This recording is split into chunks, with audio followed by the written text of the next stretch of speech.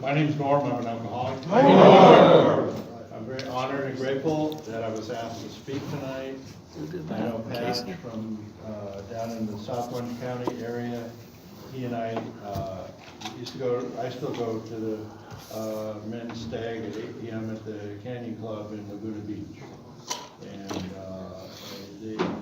Pat brought something down for the cookout, the state cookout that we have every last Monday of October. And it's always a great time. It's a great time, and the food's always good. And I was asked to speak, so everybody heard, the guys heard me and said, you know, we'd like you to come up here and speak. It's really perfect for me to come to this area. I think I had my last drink in Pasadena. I don't remember for sure. Perfect. I know they say if you don't remember your last drink, you know, well, that was about 41 years ago, so I think I'm going to be okay. But I know I'll be okay if I keep coming back. And I wanted to welcome especially Greg here tonight. And you know, I was very lucky to get struck sober. And never had to drink again. It didn't mean I didn't get tempted. And it was usually around resentment that I was tempted to drink again. But I had to use some other substances before I got my last birthday. So I'd just like to suggest to you that we're not asking for perfection. If you still need to go out there and experiment a little bit more, don't forget that we're still here and we want to see you back. So if this is your last round, and thank God that's what I was raised in a good family. As far as I know, the only alcoholics were my great-grandfather and two of his kids, my mom's aunt and uncle. And one of them, I just recall everyone talking about her, that she was real spunky and didn't want to have anything else to do with the rest of the family. And one of them, I think his son, my mom's uncle, I think died of alcoholism. As far as I know, in the next two generations, there were no alcoholics. So I wasn't raised in an alcoholic family, but there was some addictive stuff going on. My dad had a hard time keeping his zipper closed when he left the house. My mom loved food. And you know, there were dynamics in the home that made it attractive for me to find a way out of my head when I got to be old enough to do more thinking that was good for me. I had still have, I think, a talent for music, and when I was 13, I got obsessed, fell in love with classical piano music. And I practiced every day as many hours as I could. I had pretty much no social life in high school, but I practiced every day. And what I realize now is that I was restricting myself, you know, from some of the joys of being a teenager. I got a scholarship to a music school in San Francisco in 1968, and as you know, that was an interesting time to be up in the Bay Area. And so I went up there and I tried a few things. I had really no desire to drink at the time. I think though my alcoholic mind was at play because I only went to the classes I wanted to go to. I did not go to the classes that I did not want to go to. I did learn a lot. It was a great place to be, believe me. I found a couple of gurus, as it were, and I hung out with them and I practiced a lot. Well, I lost my scholarship, went back home. Mom and Dad weren't too happy, but they're pretty accepting people. And I used to hate my dad for this, but he said, "But if you're not going to school, you got to pay room and board." And so I had to go out and get a job, and I worked in a box factory for a while. And I realized that really wasn't as much fun as going to music school. And so I begged for my scholarship back, and they gave it to me. But by then it was 1970. And I had decided that I wanted to kind of go full out on some of the stuff that people were doing. And so that last semester was even worse than the two before. So I went home again, got a job driving a truck for a jazz band, and that was an awakening, all the way to the Midwest and back, and that's gonna be a big chapter in my memoirs. It was a lot of fun, but mostly not. It was a lot of work and a lot of really crazy stuff. But I realized that I was gonna have to learn how to make a living playing music. So I talked myself into a place called CalArts, and I got up there and I started working in the dance world. And after about a year or two of that, I moved to the canals in Venice, next to LAX. And an old buddy of mine from high school who liked to drink came to stay with me for a while, and we wrote tunes together. And he found his own place, and he'd come over 2 days a week. He was periodic, and he would get fucked up. He would get drunk, and we'd write tunes together. And I got this crazy idea in my mind. He seems to have a better social life than I do. I'll bet if I started drinking, my social life would get better. And so I held my nose and I would drink the beer down. I felt that warm feeling, and I immediately fell in love with that warm feeling that I got when I drank that beer. And so I went from 0 beers a night to 3 a night. My social life got better. I ended up falling in love in a short time and moving in with this gal. By that time, I think I was up to a 6-pack and a half a night, and she was okay with that. She didn't like the other stuff. So I thought, okay, good, I finally figured it out. I finally got the key to a happy life. Drink, woman, and I had a job. So we moved to near downtown LA, and the second place we moved to was on a street called Marmion Way. By then, I think I was 2-3 years into my drinking, with easily a 6-pack and a half. By then, I think I was working at Cal State Los Angeles. The guy that I worked with was also, he loved to drink. He's from an alcoholic family. So we would go to the pub after work and we would drink. So, and that got to be a thing where it was like we would drink late at night, but not right away. So Nancy and I moved into this place on Marmion Way, and there's a nice old couple next door. Their names were Bob and Sybil Coleman. And they said, well, you know, we're an Alcoholics Anonymous, so we don't drink. That's fine with us. They invited us over to coffee on Sundays. We would watch their house.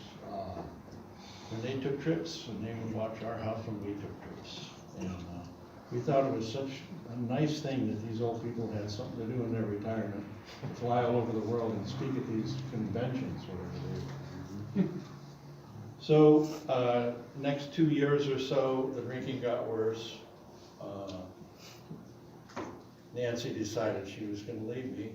Didn't tell me until about a week before. And I got crazy. But she left, and so I recall, I think I stayed sober for about a month on my own. I was going to fix myself. And then I don't know what happened. I had a drink, and it was you know, back to the races. I got another girlfriend in a short time, and within a few months, she just said, you know what? It's the booze, it's the cigarettes, it's the marijuana. You know, you can't live here anymore. I still want to see you. So I moved out, and by then I was drinking pretty much from noon on. And I found a roommate who's a musician, another musician up in Pasadena here on Topeka Street. And he and I were in the same band. So that was fun living together. We drank together, we did other stuff together. So this is about 4 years after the gal left me, and I could tell my life was in the shitter, as it were. I was having an affair with my roommate's girlfriend, thought it was a secret. I was getting into some of the powder stuff, and I knew that was not going to work for me. Another relationship, the gal just said, you know, you want to be with your beer more than you want to be with me, that kind of stuff. So so I got to this place where I knew I wanted to stop drinking, but I didn't know how to. At that time, my dad had a kind of a mental breakdown of sorts. He'd been a salesman his whole life and bought a company and then it failed, and he went downhill, decided he was gonna go back to school to become a counselor. Well, at that time, I was going out to my folks' house from Pasadena once a week. I'd go out there on a Tuesday, basically dry out for a day, and so I could get back to it when I got home.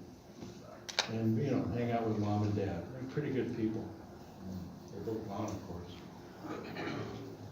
So one Tuesday night, my dad said he was going to school out at Laverne, and he was studying psychology courses and 12-step groups and all this stuff that he needed to know to be a counselor. And he said, Norm, you know, that group I told you about, that Al-Anon group, your mom and I are gonna go to that meeting tonight. And there's an alcoholic and an Al-Anon that are gonna speak, and they're gonna both tell their sides of the story. I would like you to go. And I said, well, I don't think so, Pop. I'm gonna go home. I had stuff to do, which meant I've gone more than 12 hours now without using anything, and I need to get home and get back to my medicine. But he said, oh, come on, why didn't you go? My dad was not the kind of guy that would push me to do anything. And I thought, well, okay, he really wants me to go. I'll make him happy. I'll go spend another 2 or 3 hours and everything will be fine.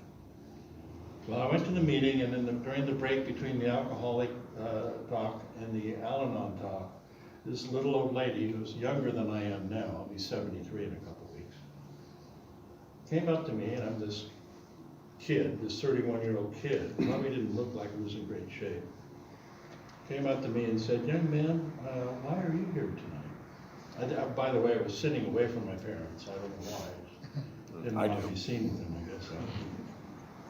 I said, well, you know, the truth is I have a drinking problem. And I don't know how to stop drinking, but I really want to. And she said, well, you know, if you never want to have another drink, you don't have to. And I swear to God, I haven't had a drink since she said that. And I don't know what happened.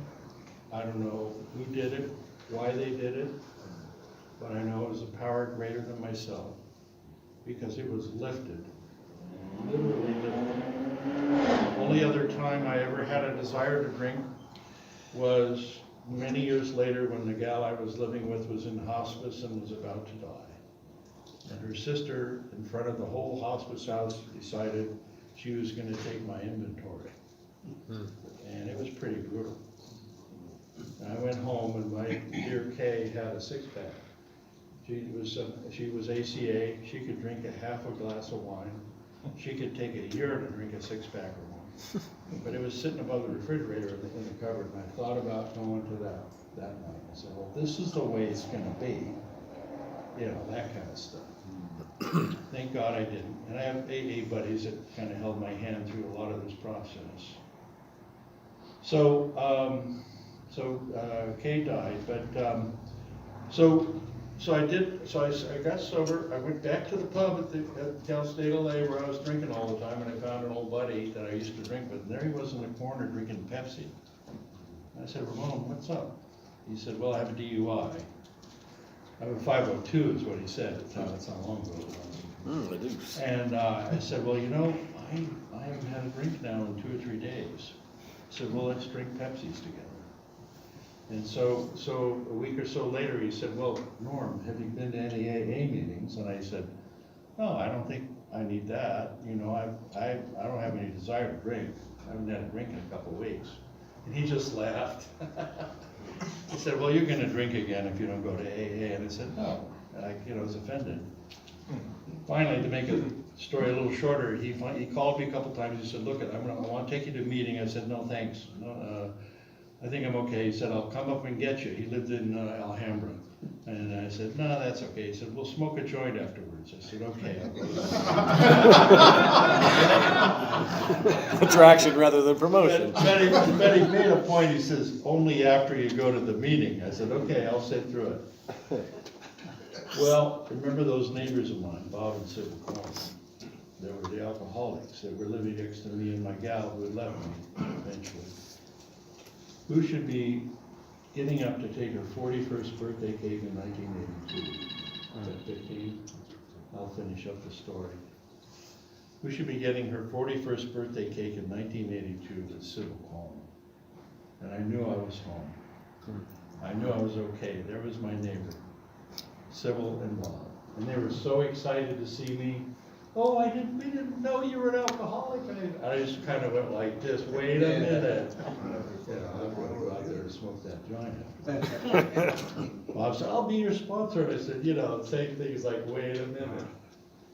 Well, I did finally call Bob about a year later when my mind was just going crazy. I didn't have a sponsor. I wasn't working steps. He finally got me to say the magic words that my life was unmanageable. And when I said that, he said, welcome to AA, Norm. And to me, that's the crux, is to remember that I have no power over anybody else, and I have very little power over myself. I had a little bit of more experimenting to do with the dry goods, but May 30th, 1983, I had my last AA birthday, knock on wood. And I was in Germany on May 30th this year to see my dear cousin who was in hospice for the last time. And I went to a German AA club and celebrated my 40th year. It's been a good life. There's been some rough times, losing my gal to cancer. I fell in love with after I got sober. I've had some medical problems, but I'll be 73 in a couple weeks, and if I take good care of myself, I think I'll be around for a while. It's been an honor to speak to you guys tonight, and I guess I'm supposed to pick some kind of a topic. I guess I had a couple of them written down, but I guess I'm going to pick the topic powerlessness. Right on. Thank you very much. Thanks, Norm.